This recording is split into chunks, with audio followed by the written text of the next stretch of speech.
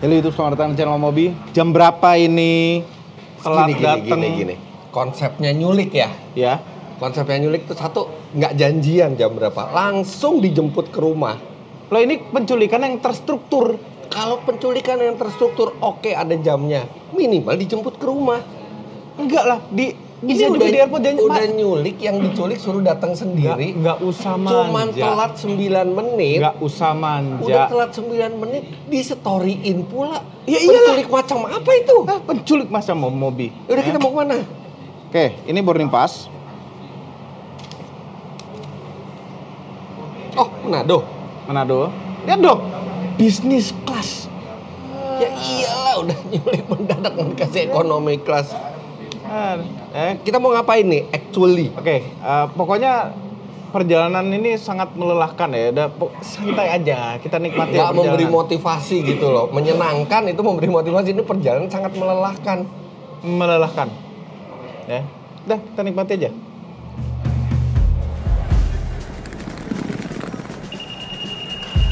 Transportation and safety regulation must all aircraft must pay attention to our flight attendants.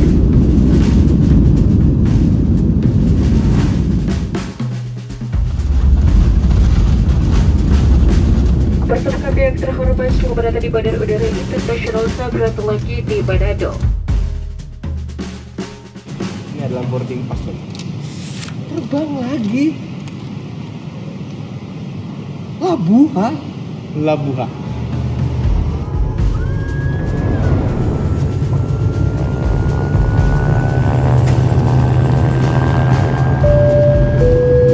Anda untuk tetap duduk sampai lampu tanda kenangan sabuk pengaman dipadamkan dan pesawat berhenti dengan sempurna.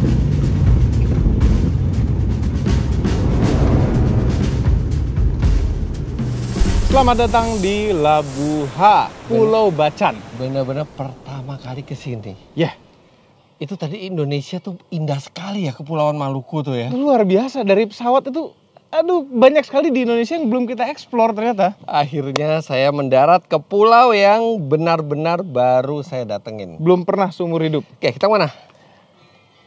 Loh, belum selesai. Ini udah sore, kita harus ke hotel. Atau kita istirahat dulu? Bukan hotel. Perjalanannya belum selesai.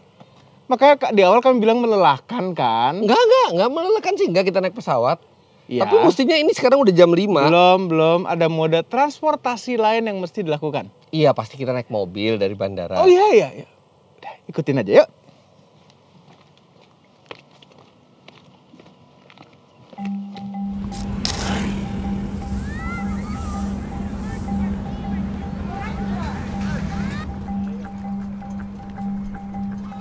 Iya, naik ini. Kemana? Nyebrang ke pulau lain. Ya, di sana nggak ada bandaranya. Jadi harus naik kapal. Nggak ada yacht gitu. Kenapa? Yacht ini udah mirip bias. Yang penting ngapung sama. Oh iya, koper udah dibawa ini. Udah aman. Oh iya, koper mana? Udah sama Siapa yang orang bawain? kami. Udah ada beres.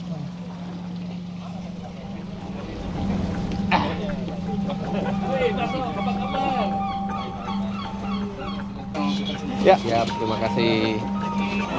kan? Mewah kan? Lumayan kan?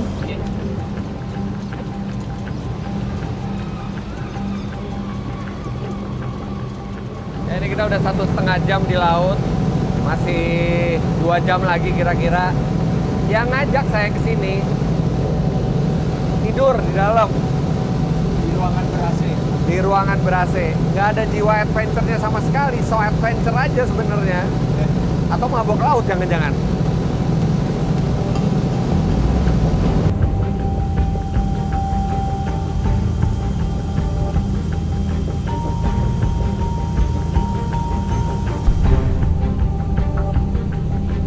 Karena udah malam, kita beristirahat dulu di hotel. Ya? Terus besok jam? Besok aktivitas kita besok.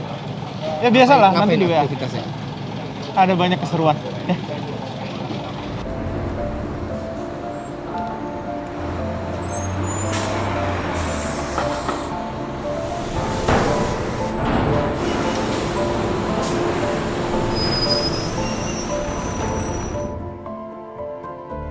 Gimana, enak kan hotelnya? Banget penting nih. Luar biasa ya. Ini ditambang beneran. Ini ditambang kita sekarang. Ya, Nah, mumpung kita ditambang atau karena kita ditambang, kita harus pakai helm, ya. Oke. Dan ini high visibility vest. Kayak gini makanya. Kayak gini makanya. Sepatu. Sepatu ada di depan. Oke.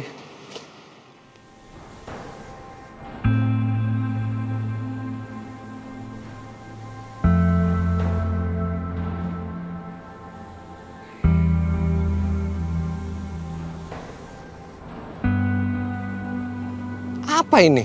Ini namanya Pulau Obi.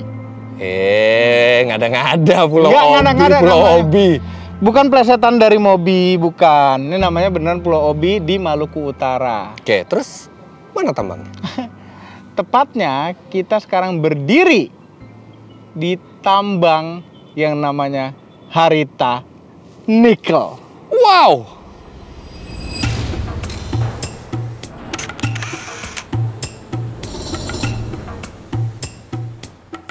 Jadi ini bukan tambang biasa ya. Nikel banyak di Indonesia. Ini spesialnya punya proses smelting yang besar yang hilirisasinya paling top. Hilirisasi, jelasin dulu. Jadi hilirisasi itu, Nah, ada jelasin. kan industri ada dari hulu ke hilir. Ya, Hulu itu lebih ke mengambil bahan mentah, kemudian Ya. kita langsung jual bahan Ya. mentah. Nah, hilirisasi itu mendekatkan ke produk ke akhir. produk akhir. Ini udah paling dekat di Indonesia untuk nikel. Nah, produk akhir nikel tuh bisa macam-macam. Bisa jadi stainless steel, bisa juga jadi baterai mobil listrik. Ini yang mana? Iya, dua-duanya. Loh, jadi yang keluar dari sini sudah bisa jadi bahan untuk stainless steel dan baterai mobil Stainless listrik. steel dan baterai mobil listrik. Ini gede banget ya. Gede sekali. Nah, pada video ini nih kita akan lihat semua prosesnya dari penambangan sampai proses smeltingnya. Boleh. Aman, boleh, semuanya udah diatur. Ya, kita langsung nih. Langsung. Ih, seru sekali. Harus jatuh, harus jatuh. Kak. Om, Ya, udah berapa kali ke Maluku? pertama kali nih. Oh, sama? Pertama kali ke Maluku. Sudah pernah menginjakan kaki di Maluku belum? Ini, ya ini. Pertama kali di Maluku. Menginjakan kaki beneran. Ini wajib dilakukan. Menginjakan kaki di tanah Maluku. Kayak di Madura. Oh iya, kayak di Madura. Dan kayak di... Loh, Om Mobil Spanyol. udah pernah ke Maluku sebelumnya? Udah pernah ke Maluku? Belum pernah. Sama sekali? Sama sekali. Ini pertama kali. Ini pertama kali ke Maluku. Dan ini akan pertama bisa- kalinya udah kita bisa, kan? menginjakan kaki Di tanah. di tanah Maluku. 1, 2, Dua, 3. Itu batu. iya. Ini tanah. Udah sakit.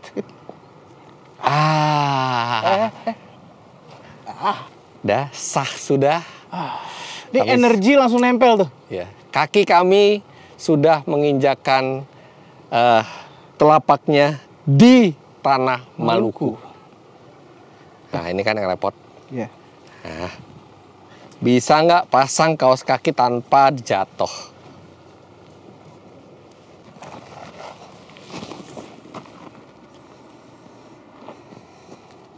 Bisa nggak kita?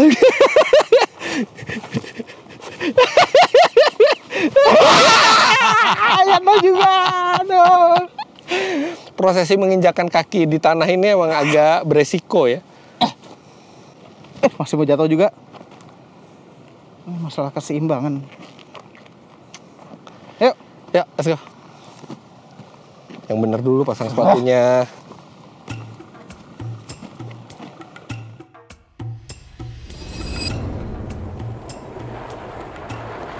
Mobil yang biasa di pertambangan adalah suatu double cabin. Kan ini bukan antena radio. Nah, kalau ini saya tahu. Apa? Ini supaya membuat mobil terlihat oleh kendaraan yang uji charge, terutama dump truck. Dan ini kan banyak naik turun Ya. di daerah pertambangan.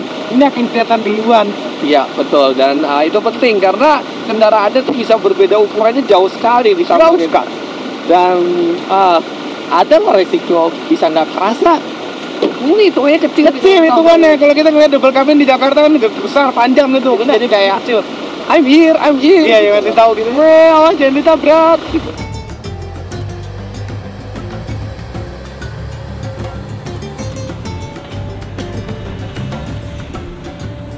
Nah, disinilah semua berawal dari dua Itu apa? Jelas Jadi itu ada area pipa yang sudah dipilih oleh para geolog untuk ditambak. Pertama, di land clearing dulu. Jadi semua tumbuhan-tumbuhan di atas ini review. Kemudian topsoilnya diangkat. Topsoil itu adalah Tanah yang paling atas. tanah yang paling atas. Yang paling subur tuh. Yang paling Yang subur. punya banyak zat hara. Yes, ada zat haranya. Dipindahkan dulu, kemudian diambil ada overburden lagi di bawahnya. Dipindahkan juga itu di tempat yang berbeda. Kemudian barulah ketemu sweet spot-nya. Yaitu tanah yang mengandung nikel. Indonesia sangat kaya akan nikel, dan nikelnya pun dekat dari permukaan tanah. Penambangan dilakukan langsung, memisahkan antara ore yang kadar nikelnya tinggi dan yang rendah. Yang tinggi disebut dengan saprolit, yang rendah disebut dengan limonit. Nah, di belakang saya ini adalah tanah yang disebut sebagai saprolit. Itu adalah tanah dengan kandungan nikel yang tinggi, yang nantinya diproses menjadi stainless steel. Nah, stainless steel itu bisa menjadi perabotan rumah tangga, apapun yang dibuat dari besi. Nah, saprolit inilah yang sudah lama digunakan dari tambang nikel untuk menjadi barang-barang yang berguna buat kita. Tapi yang menarik di sini adalah jenis tanah satu lagi. Ore satu lagi adalah limonit. Kenapa dibilang menarik padahal kandungan nikelnya lebih rendah daripada saprolit? Karena ini juga mengandung kobalt. Proses produksinya akan kita bahas juga dalam video ini. Sekarang kita lihat proses produksi ferronikel dulu.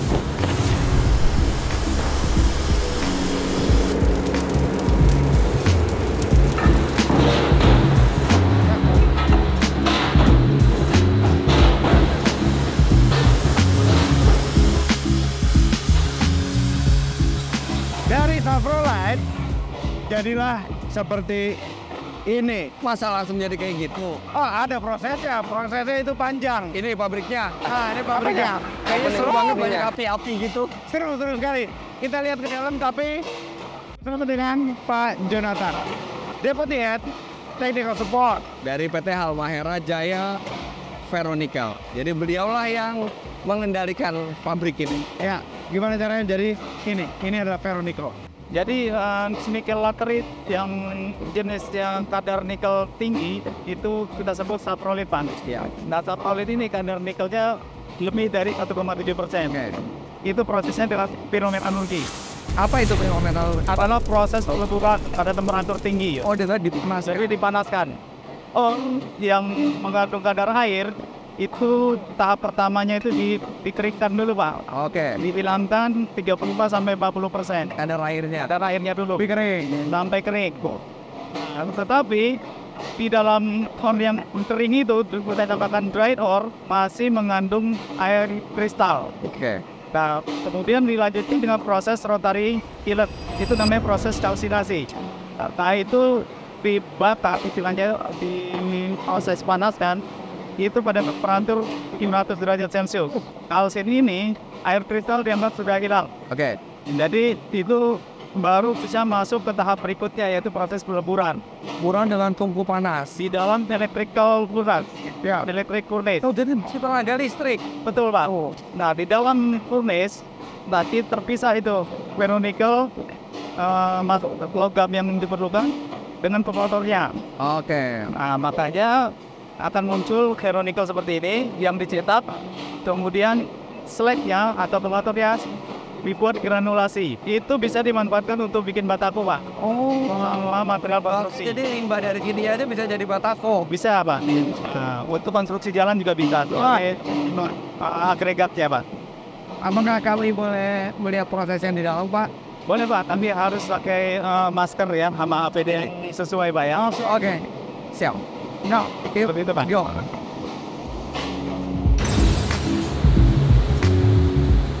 Ini sekarang sedang proses steaming. Tuh. Jadi yang keluar air saking panasnya langsung jadi steam, langsung jadi uap.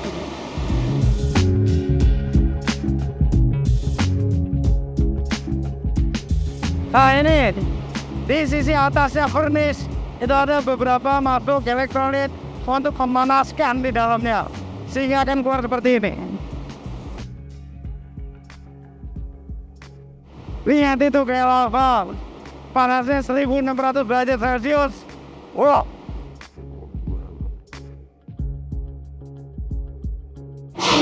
setelah dicetak, dijatuhkan ke sini atau langsung ke atas truk dan untuk kalian didinginkan. Masih membara. Masih membara, ada yang membara dan ini udah nggak membara, cuma masih ada heat wave-nya, lihat tuh. Iya.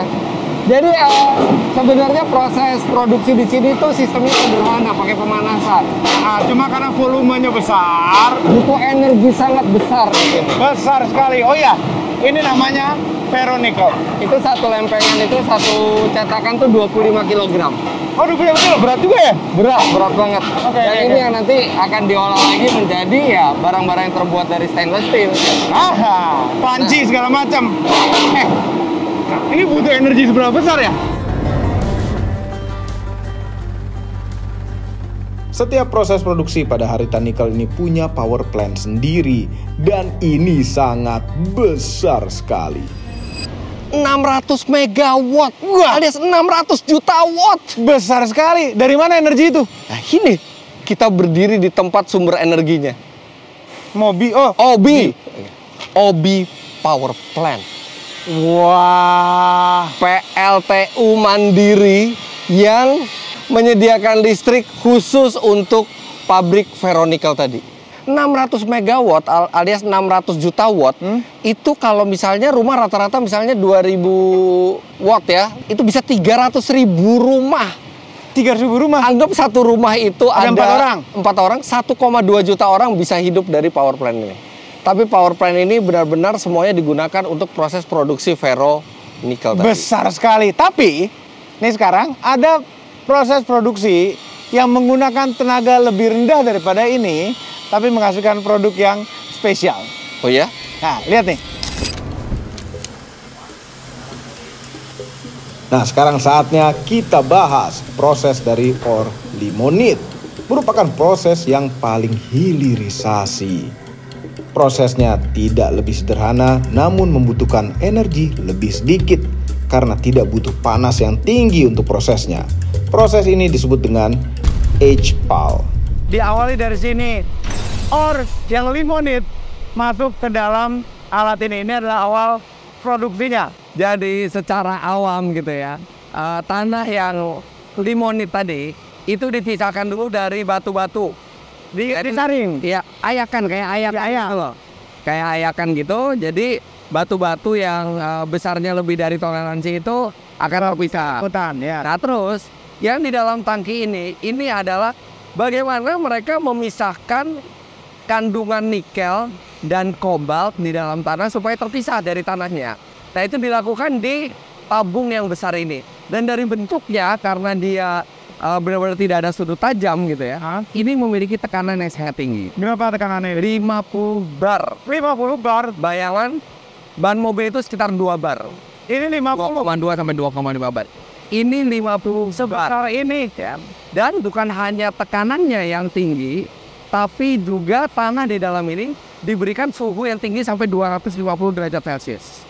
Kemudian bukan hanya sudah panas, dikasih tekanan tinggi, dicampur juga dengan asam sulfat. Biar apa? Nah, paduan antara tekanan, suhu, dan asam sulfat itu membuat partikel logam seperti nikel dan kobalt itu terpisah dari tanah.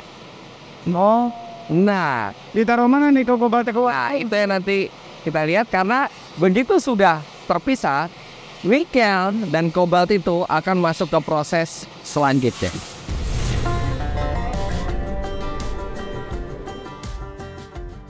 Dari yang kapal selam tadi pindah ke sini nikel kobaltnya. Di sini ada proses. Ya, tapi pindah ke sininya ternyata nikel dan kobalt dalam keadaan cair. Cairan. Karena kan memang sudah dicampur asam sulfat di sana kan. Iya. Asam sulfatnya bikin sendiri di pulau ini juga ternyata. Oh, punya pabrik sendiri. Punya pabrik asam sulfat sendiri. Wah, in house. Nah, terus habis itu diapain? Anyway, di sini prosesnya adalah memisahkan nikel dan kobalt dengan unsur-unsur lain yang tidak diinginkan seperti aluminium. Itu namanya pengotor ya? Iya, pengotor di sini namanya. Nah, jadi dibersihkan dengan mencampur cairan kimia dan setelah terpisah diendapkan karena bentuknya masih cairan kan. Nah, diendapkan dan ini hasil.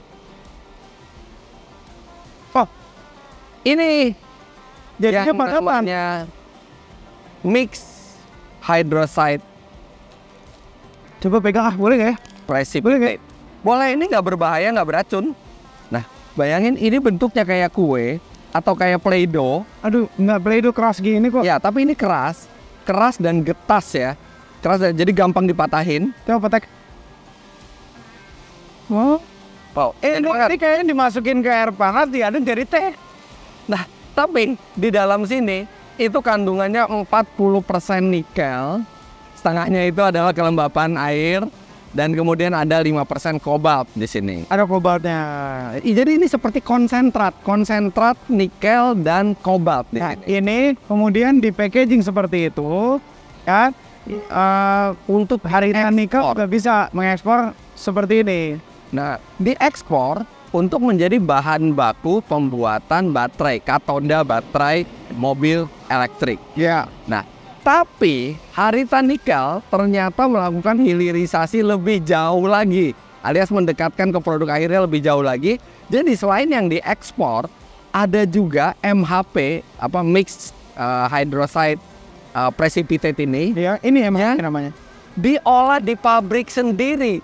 Nah, jadi ada dua. Yang padat ini untuk diekspor supaya mudah karena dia padat. Ya, yang cair. Yang cair Pindah ke proses selanjutnya. tidak dipadatkan seperti ini, langsung dikirim ke pabrik berikutnya. Bukan proses tadi, udah pabrik. sendiri. Udah pabrik beda. Jadi ini adalah proses nikel yang paling hilir di Indonesia. Iya. Jadi sekarang kita akan masuk ke yang paling hilirnya di Indonesia, yaitu mengubah MHP ini menjadi sesuatu yang lebih dekat lagi ke proses produksi baterai mobil listrik. Bukan MHP yang ini, yang cair. Yang cair. Wah, lihat ya. Yuk. Makan kali ini. Ini barangnya lebih mahal daripada ferronickel.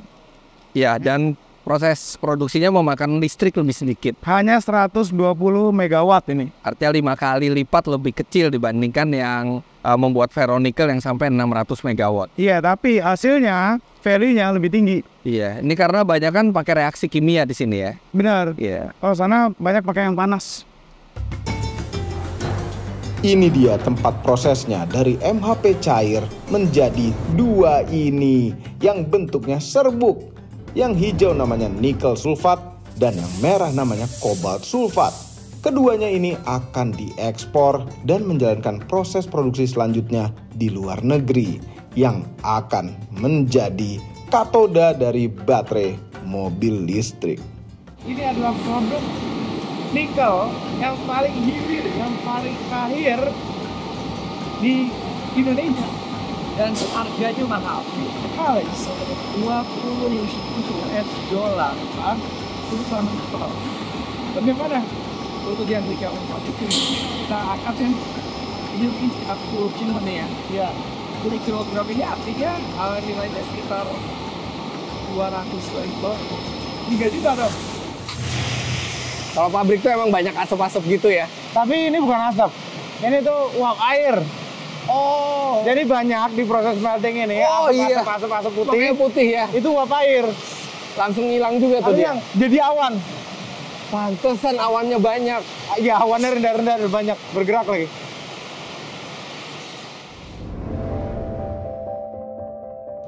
Kemudian apa yang terjadi dengan tanah atau ore yang sudah diambil kandungan nikelnya? Sisanya ditaruh mana tanahnya? Apakah dibuang begitu saja dan mengotori lingkungan? Ternyata tidak. Dikembalikan ke alam dan memberi manfaat seperti yang dijelaskan Pak Riko. Untuk ferronikel, slag nikel yang dihasilkan, kita tempatkan di tempat yang sudah memperoleh izin dari pemerintah.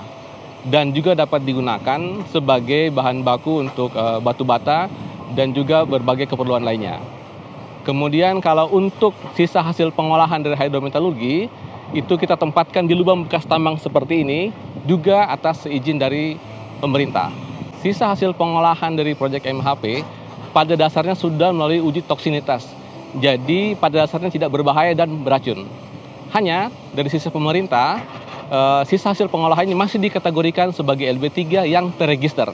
Karena itu maka penempatannya pun diatur penempatannya di lubang bekas tambang yang juga sudah melalui proses perizinan dari pemerintah. Banyak alternatif yang bisa dilakukan untuk ini. Sekarang kita sedang studi untuk penempatan revegetasi gitu, dan juga studi-studi lainnya.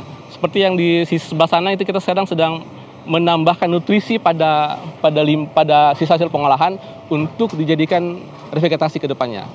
Dan juga ke depannya jika ini sudah selesai dan sudah penuh, maka area ini dapat digunakan untuk lokasi solar panel ke depannya. Tanah ini belum cukup subur, makanya dalam studi kita mencoba menambahkan nutrisi untuk mencoba apakah tanaman bisa tumbuh di area seperti ini. Dalam skala lab hasilnya berhasil. Sekarang kita sedang perluas langsung di lokasi ini, dan contohnya di sebelah sana kita lagi percobaan saat ini. Intinya, tidak ada sisa hasil produksi yang dibuang sia-sia. Dari pengolahan ferronikel dihasilkan slag-slag ini yang bisa diproses menjadi batako, dan bahkan prosesnya juga dilakukan di Pulau Obi ini. Sedangkan sisa hasil produksi dari MHP Itu adalah tanah-tanah yang Anda lihat ini, yang dia juga cukup subur bahkan untuk menanam tumbuh-tumbuhan. bisa tumbuh lagi. Proses penambangan dan smelting katanya bisa membuat kotor aliran air, seperti sungai yang akan menuju ke laut. Banyak yang bilang kalau tambang itu dan proses smelting itu membuat cemar lingkungan, sungai, laut. Padahal industri seperti ini itu selalu diawasi oleh pemerintah, dan bahkan mereka memiliki standar tersendiri. Bahkan Harita Nikel ini sudah dalam proses untuk meraih sertifikasi ISO dalam pengolahan limbah. Luar biasa. Nah, air dari proses penambangan dan smelting itu semuanya lewat sini, sungai ini, Dan kemudian lepas ke laut. Kalau terlihat dari foto atau video dari kejauhan, kesannya ini keruh sekali, warnanya merah. Padahal setelah kami datang langsung ke sini, merah itu dari tanah yang memang menjadi dasar dari sungai buatan ini. Ini aslinya airnya itu bening dan ada ikannya. Jadi kalau misalnya beracun, ikan pasti nggak akan hidup di sini. Dan kamu sudah lihat sendiri, ternyata wow, benar-benar bening ya. Dan ini juga dijadikan jalur nelayan untuk pelaut dari desa sekitar. Iya, benar. Proses penambangan itu juga mengembalikan hutannya kembali atau tanahnya kembali menjadi lebih hijau. Lihat ini. Nah, ini dalam perjalanan menuju penanaman pohon, kita ketemu ini pohon alias kolam endapan yang sangat besar sekali, di mana di sini air dari tambang dan fasilitas itu diendapkan di sini. Kotoran-kotorannya diendapkan sebelum nanti dilahirkan ke sungai yang tadi itu, sebelum masuk ke laut. Ya. Nah, air dari sini juga sebagian dipompa lagi untuk keperluan smelter. Jadi di-recycle. Di-recycle lagi. Smelter juga ambil air tuh dari sini juga. Ya, nah dengan demikian diharapkan memang air yang masuk ke laut itu benar-benar sudah jernih, tidak mengotori lingkungan sekitar, serta sebenarnya di sini juga udah bersih. Udah bersih, kita tahu karena ada buaya di situ. Kok tahu? Kita bisa komunikasi sama buaya. Nah, kami juga diberi kesempatan untuk ikutan reboisasi di sini. Karena pada saat penambangan itu tanah itu semuanya diangkat, namun dikembalikan lagi. Kita hanya mengambil nikelnya saja dari tanah ini. Jadi memang kalau ada yang berpikir ya tambang itu menggaruk tanah gitu ya dari alam. Iya, memang itu harus dilakukan karena di dalam tanah itu banyak sekali zat-zat dan banyak sekali sumber daya alam yang dibutuhkan oleh umat manusia. Namun setelah dilakukan penambangan kembali lagi ditanami. Ya, dan artinya tanah yang setelah nikelnya diambil, tanahnya itu akan dikembalikan dalam bentuk reklamasi serta ditanami tanaman yang bahkan lebih lebat dibandingkan aslinya sebelum tanah itu digali. Jadi lebih baik malah dibandingkan dengan sebelum ditambang. Oke, jadi kita juga nggak cuma berdua di sini, ada Pak Yonsel, Direktur Operasional dari Harita Nikel. Ya. Dan juga ditemani oleh Pak Hafiz Gautama, Corporate Communication dari Harita Nikel. Oke. Nah, ini adalah pohon beringin. Ya, kami berperan menanam pohon beringin pada hari tadikal ini, walaupun hanya satu. Itu pohon apa? Ini jabon merah. Oh. Pak Yonsel? Jabon merah juga. Jabon merah juga. Terakhir saya dan Om Mobi itu nanam itu hutan bakau ya di Bali pada saat road party. Tapi saat itu kita cepet-cepetan. Nah sekarang kita melakukannya dengan proper. Proper sekali. Nah ini udah ada namanya. Bismillahirrahmanirrahim. Di sini. Semoga pohon ini tumbuh sehat dan besar dan bisa bermanfaat bagi lingkungan sekitarnya. Amin.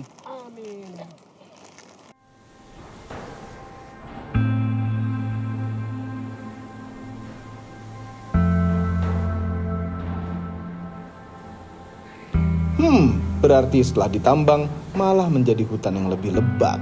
Proses penambangan yang proper ya seperti ini. Tapi Pulau Obi ini jauh, butuh naik boat sampai dengan 3 jam. Pekerja di sini ada 32.000 dan 90% adalah pekerja Indonesia. Setengah dari 90% tersebut bahkan adalah pekerja dari Maluku Utara. Tapi apa rasanya kerja di area yang jauh seperti ini? Untuk itu kami memancing dulu sambil ngobrol. Kenapa ikannya nggak dapet ya? Iya mancing tuh harus sabar. Kita kebayang nggak kalau misalnya kita kerja di sini, tinggal di sini ya, fasilitas itu lengkap sekali. Banget, lengkap banget. Jadi memang fasilitas untuk membuat hidup karyawan itu menjadi senang itu luar biasa. Ya kita tamu nih, kita dikasih hotel. Ada hotel di Harita Nikel. Hotelnya kamarnya itu setingkat bintang 5. Ya tanpa kolam renang aja, karena kolam renang udah ada fasilitas. Udah ada fasilitas sendiri. Nah kolam renang itu ada di activity center. Activity center bukan cuma kolam renang, ada macam-macam. Kita bisa main bulu tangkis, kita bisa main biliar. Wah ada teater, bioskop. Tadi malam tuh sebenarnya kita ditawarin nonton Om. Ternyata filmnya Susana jadi kita nggak jadi. Ternyata filmnya Susana. Tidur kan sendirian ya kan males ya. Kita belum tahu kondisi sekitar gimana. Terus ada karaoke, bisa karaoke. Dan karaoke-nya bukan cuma ruangan dikasih audio karaoke ya. Ini bener-bener kayak karaoke profesional di Jakarta. Iya, lengkap sekali. Ada library, macam-macam. Ada ruang kelas, ruang meeting juga ada di situ. Jogging track, barbershop, minimarket dan gini. Kalau misalnya kita sakit, ya kita nggak usah khawatir kita jauh dari kota besar karena di sini juga ada klinik. Kliniknya juga cukup besar, sudah hampir seperti rumah sakit. Iya, bahkan medical check up juga dilakukan di rumah sakit itu, serta sudah ada laboratorium, jadi benar-benar semua pemeriksaan kesehatan bisa dilakukan di situ, nggak perlu ke pulau lain. Dan ada 30 dokter yang ada di situ. Makanannya Om, apa? Seperti yang tadi Anda bisa lihat pas kita makan siang. Luar biasa. Luar biasa, dan tiap asrama karyawan itu punya makanan sendiri-sendiri. Bahkan tenaga kerja asing makanannya disesuaikan dengan selera mereka. Iya. Luar biasa. Ini berat dapat nggak sih? Enggak dapat. Jadi kebayang sama ikan yang kita makan. Kita nggak makan malam nih kalau nggak dapet nih. Iya. Kayaknya yang di hotel lebih gampang. Lebih gampang. Ngambil di piring. Ayo dong ambil makan ikan, hei makan. Malah kagak dapet Pak. Oh gitu. Iya, berisik. Shh. Kur. Pulau Obi isinya bukan hanya tambang, tapi ada juga desa penduduk setempat. Di sekitar tambang ada desa yang namanya Desa Kawasi. Ini ada produk pisang. Ya, jadi dengan kehadiran ini tambang di sini ini juga membuat kehidupan untuk masyarakat setempat. Seperti misalnya nelayan yang bisa mengambil hasil bumi dari laut ini, itu bisa dijual baik ke masyarakat sekitar maupun ke perusahaan. Nggak heran kita makan malam bisa ada tuna sashimi. Makanya karena tunanya dari sini langsung fresh.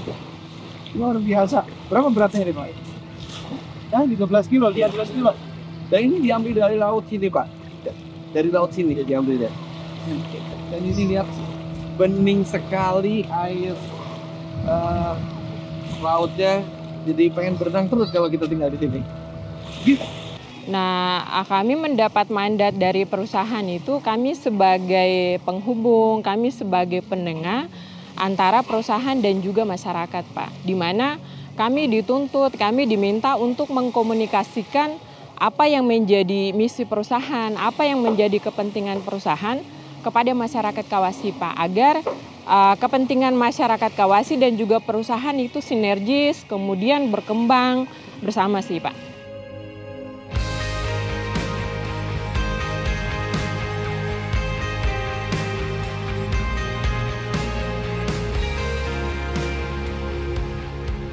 Siap diekspor, siap menghasilkan devisa, siap dibuat menjadi baterai mobil listrik yang mungkin siapa tahu mobil listrik itu di masa depan Balik lagi ke Indonesia. balik lagi, kita nggak tahu, kita ngendar mobil listrik mungkin di 5-10 tahun ke depan ternyata baterainya Dari sini.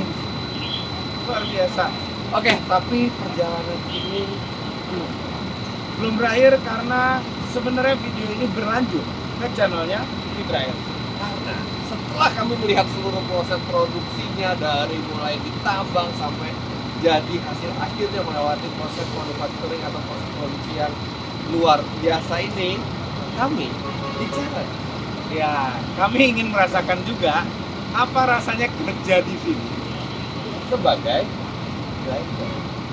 Dan bukan sembarang kendaraan yang akan kita kendarai, makanya siap-siap video selanjutnya di channel Fitra Air. Karena kami tidak boleh mengendarai kendaraan di sini sebelum mendapatkan satu kartu yang namanya SIM per. Yep. SIM perusahaan. Jadi Kita dites dulu. kita dites dulu, nggak tahu bisa lolos apa nggak karena kami akan diuji benar baik teori maupun praktek, dan setelah itu akan di-challenge mengendarai kendaraan yang lumayan ekstrim katanya. Iya. Oh, menarik sekali. Makanya, Tapi itu ada di terima kasih telah menonton video seru ini sampai detik ini. Ya, siap-siap selanjutnya di channel Fitra Air. Jangan lupa tekan tombol jempol kanan dan subscribe channel Motor Mobil dan Mas Mobil apabila belum bergabung. Share video menarik ini ke seluruh dunia melalui sosial media Anda, dan jangan lupa follow sosial media kami semua termasuk Fitra Air, Instagramnya. dan Instagramnya Harita Nikel di sini. Iya. Terima kasih banyak untuk Harita Nikel yang sudah mengundang kami ke sini, memperlihatkan semuanya, bangga sekali rasanya, dan gak sabar rasanya menanti challenge berikutnya dari Harita Nikel yang akan ada di episode kedua di channel. Terima kasih telah menonton. Bye bye.